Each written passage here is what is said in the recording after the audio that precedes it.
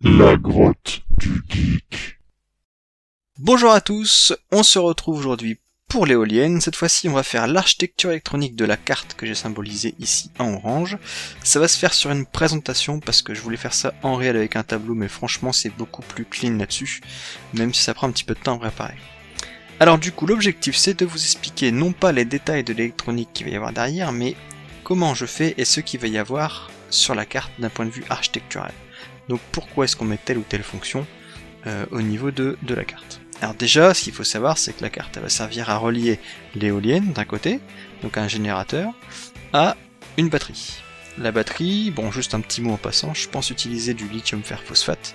C'est une technologie qui est plutôt pas mal pour ce qu'on veut faire puisque c'est un peu plus robuste, ça supporte plus de cycles de charge-décharge qu'une technologie lithium-ion. Et un peu moins dangereux aussi, donc moi ça m'arrange bien, en plus j'en ai acheté il y a quelques temps, et j'en ai en rap donc je vais pas m'en servir.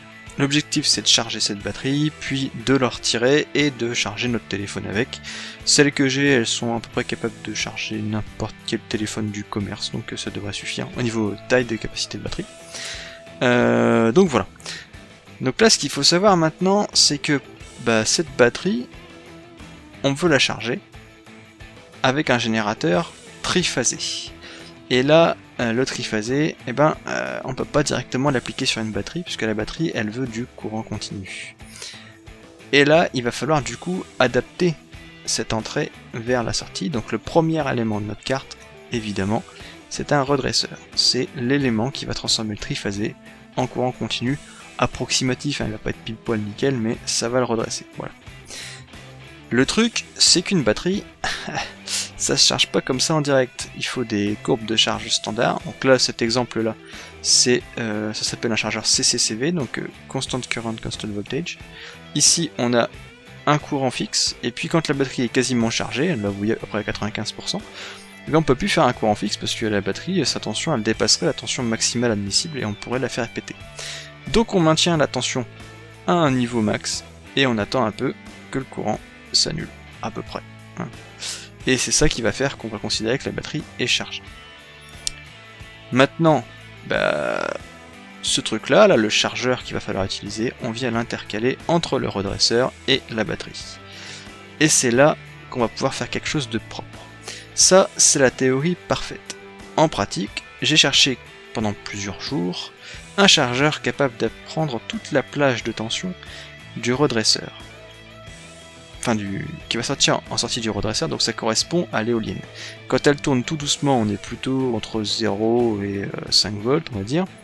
Et puis on a vu, quand je la fais tourner assez rapidement, on peut monter à 24 volts. Donc il va falloir un chargeur qui ait une grande plage de tension d'entrée admissible. Le truc, c'est que ça n'existe pas vraiment. Enfin, il y en a qui existent, mais en gros, ils sortent très peu de puissance, donc ça sert à rien de les mettre sur une génératrice puissante. Du coup, ce que j'ai décidé de faire, c'est de couper mon chargeur en deux. Un chargeur vent faible, un chargeur vent fort, et ici, mettre des interrupteurs, entre guillemets, pour pouvoir choisir lequel est utilisé, en fait. Et puis ensuite, ici, vous voyez, j'ai symbolisé ce qui va se passer en réel. Je vais charger les GND, la masse de chaque chargeur va être reliée à la borne moins de la pile, et eux ils s'occupent uniquement de la borne positive. Le truc c'est que ces chargeurs là, pour pouvoir commuter, il va falloir décider de quand commuter en fait. Ça va dépendre de plusieurs paramètres, notamment du taux de charge de la batterie, etc. etc. Il faut quelque chose qui soit capable de prendre des décisions, donc un microcontrôleur. Le microcontrôleur, c'est, pour ceux qui ne connaissent pas, un espèce de mini-ordinateur, mais sous forme de composants et avec des périphériques un peu différents. Il peut y avoir forcément un port USB, mais c'est sous forme d'un seul composant.